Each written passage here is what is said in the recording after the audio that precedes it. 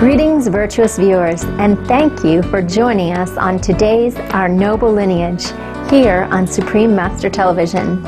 On the second of our two-part program, we again have the pleasure of speaking with Dr. Holly Roberts, a medical doctor, a mother of 3 daughters, and author of 10 books, who is also a vegetarian.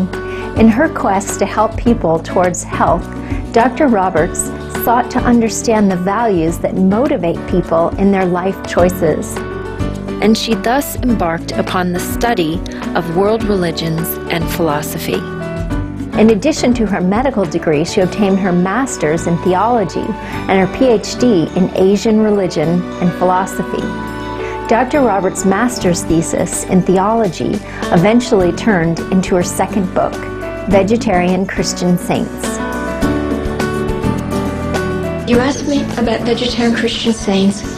Now, I realized as a physician, it's very difficult to inspire people and very hard to change their way of thinking just by telling them medical facts, why they should be vegetarian. And because I do feel being vegetarian is a spiritual path. Yeah. And so I wanted to write about, this is a predominantly Christian country, and so I wanted to reach everybody and let them know, so many people of Christian faith feel, being vegetarian is for Buddhists or for Hindus. I wanted to let them know, no, it is for Christian, it is in the roots of Christianity. So I needed to build a foundation of knowledge myself. So I began my master's in Christian theology to really just learn so many facts about the roots of Christianity. And for my thesis, I wrote about vegetarian Christian saints. In her thorough study of the early Christian saints, Dr. Roberts discovered that these compassionate individuals led their lives as compassionate vegetarians. This was a fact that, as she explains, became obscured. Now, in my book, I wrote about 150 saints that the church had considered pillars of the symbols that Jesus Christ represents. And I want to say that even though I only wrote about 150, I'm sure there were so many more. But you see, there was no word vegetarian in those days. This word vegetarian is very recent. I had to read through and find 2 passages about each of these saints. One was that never would he or she take the life of any being, and never would his or her lips touch flesh. Yeah, and that was it. Those were vegetarians. That's a strong evidence. Strong evidence. And these were spiritual vegetarians. You see, back in these days, over the 2,000 years of the church, nobody knew about vitamins or cholesterol. No. But all of these people were vegetarian for very spiritual reasons. Yes. And they would not harm the life of any being. And then when I read about them, I realized, well, you see, the church went through different phases of the criteria for people to be canonized. And sometimes they canonized people who were martyrs, who had to die for Christianity. But most of the time, and in the beginning of the church, they found these people who were ascetics, who just wanted to live the simplest of lives and meditate and not take the life of any being and not harm the planet. And this was way before they knew about global warming, but they realized just to living the simplest of lives was the highest. They didn't want materialism. In her extensive research, Dr. Roberts discovered that some of the best loved and most revered saints were vegetarians. And then there were other people who were canonized who were mystics, like everyone knows of St. Francis of Assisi. Well, there were a number of other mystics who were vegetarian, who really reached these high spiritual levels, and they knew they should not harm any being.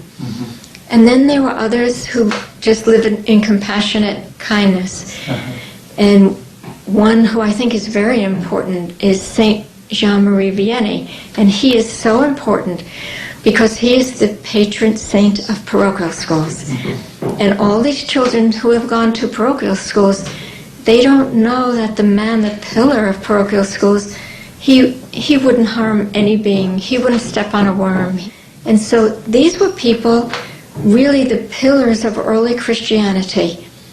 And they were vegetarian. They would just not harm any being, any creature.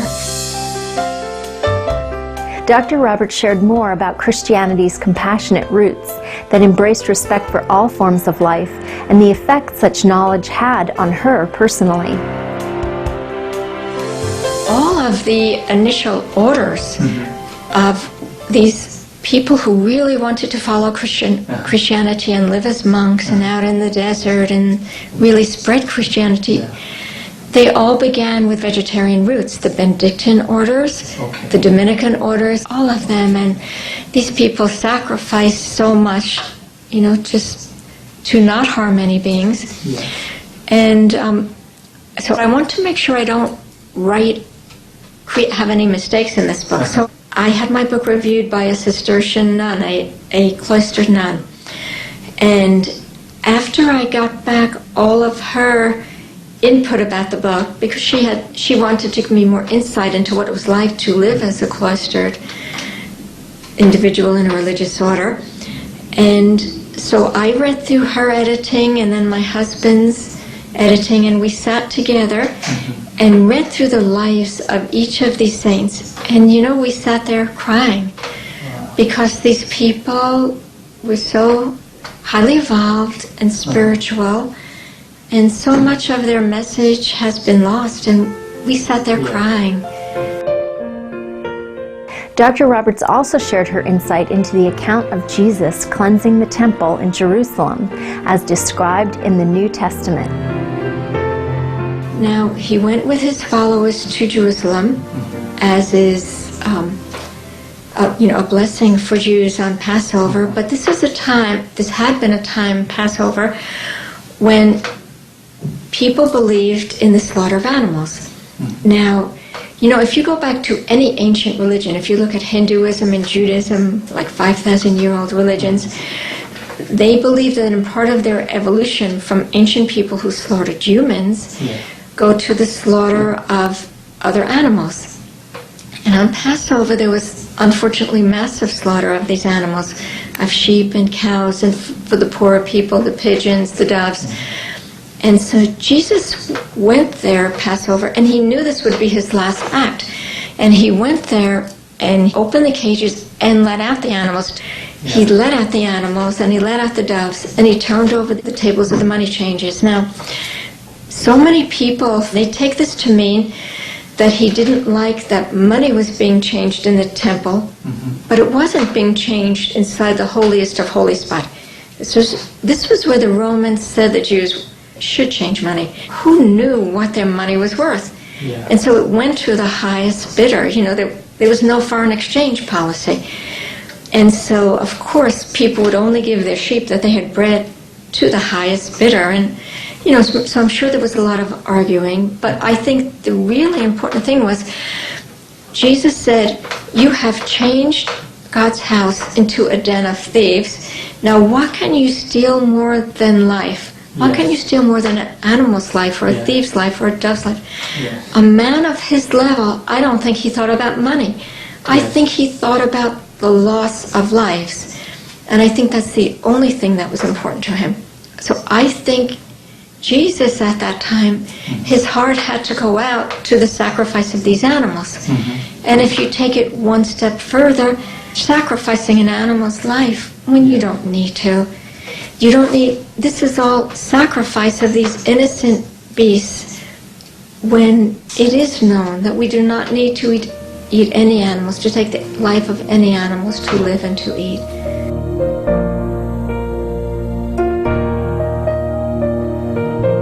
In closing, Dr. Roberts reveals why Mahatma Gandhi is such an inspirational person in her own life.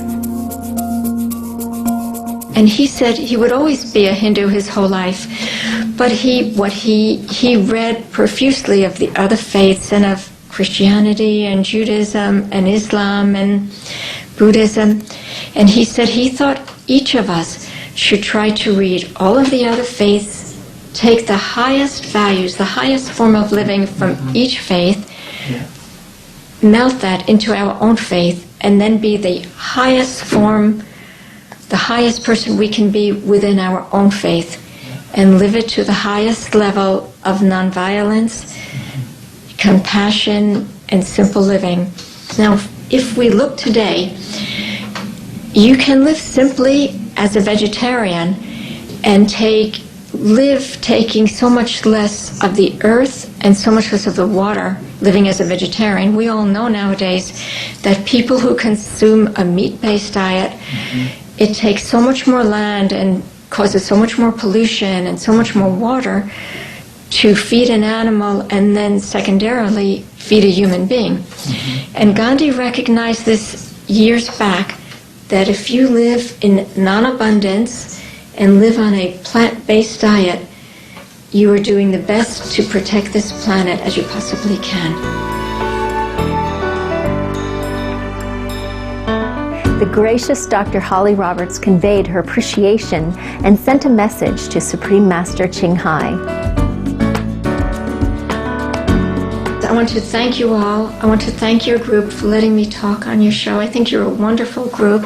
I hope that your messages of nonviolent living and compassion and peace, I hope they spread far and wide. And I'm so thankful you came to me and I was able to find out about your wonderful group and your Supreme Master, and just blessings to all of you.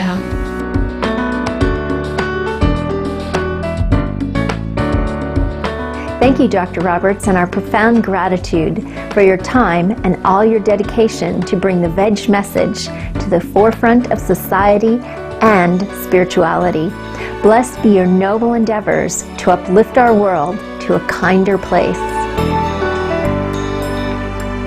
Please visit www.angelipress.com for more information about Dr. Holly Roberts and her 10 books, which include Your Vegetarian Pregnancy, Vegetarian Christian Saints, The Vegetarian Philosophy of India, Doctrine of Inner Peace, and The Health of Merciful Living. Dr. Holly Roberts' books can also be purchased on Amazon.com and BN.com. Faithful viewers, we have enjoyed your company on today's program. Coming up on Supreme Master Television is Between Master and Disciples. May your days be brightened with the loving smiles of all those you meet.